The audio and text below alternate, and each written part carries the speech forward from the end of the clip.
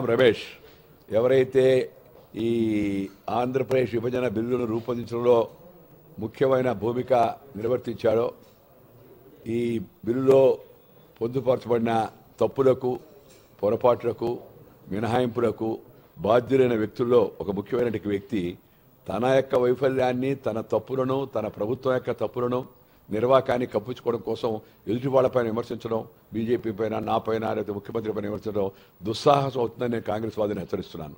నేను వీళ్ళకి పెద్దగా సమాధానం చెప్పాల్సిన అవసరం లేదు. ప్రజలకు తెలుసు ప్రతి నెల అభివృద్ధి కార్యక్రమాలు ఆంధ్రప్రదేశ్కి మంజూరు అవుతున్నాయి. కానీ ఒక్క ప్రశ్న నేను వాళ్ళు అడదలుచుకున్నా, పోలవరం ఆర్డినెన్స్ను మీరు ఎందుకు జారీ చేయలేదు? 9 సంవత్సరాల 9 నెలల 21 రోజులు మీరు అధికారంలో ఉన్నారు కదా, ఎందుకు పోలవరం పైన ఆర్డినెన్స్ జారీ చేయలేదు లేదా ఎందుకు చట్టం చేయలేదు?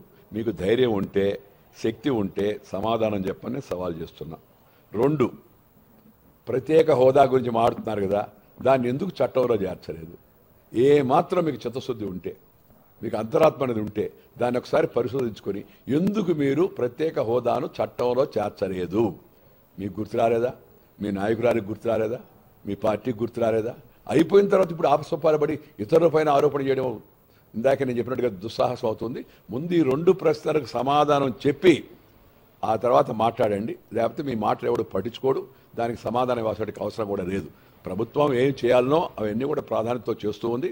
రాబోయే రోజుల్లో ఆంధ్రప్రదేశ్కు తెలంగాణకు మరింత సహాయాన్ని కేంద్రం అందిస్తుంది. చీకటిని పారదోలి 2 రాష్ట్రాల్లో కూడా కరెంటు నిరంతరంగా వచ్చేదానికోసం కేంద్ర ప్రభుత్వం చర్యలు ఇప్పటికే ప్రారంభించింది. 2వది పెట్టుబడులను ఆకర్షించేందుకు పన్నుల మినహాయింపులను ఇప్పటికే ప్రకటించింది. దాన్ని కూడా మీ నాయకులే వ్యతిరేకించారు. వీరప్ప మొయిలీ గారు ఆయన ఇలా చేస్తే మిగతా రాష్ట్రాల నుంచి పెట్టుబడులు వెళ్ళిపోతాయని ఆయన పార్లమెంట్ సాక్షిగా చెప్పున్నాడు. అవసరమైతే దాన్ని కూడా జనం ముందు పెడతాం.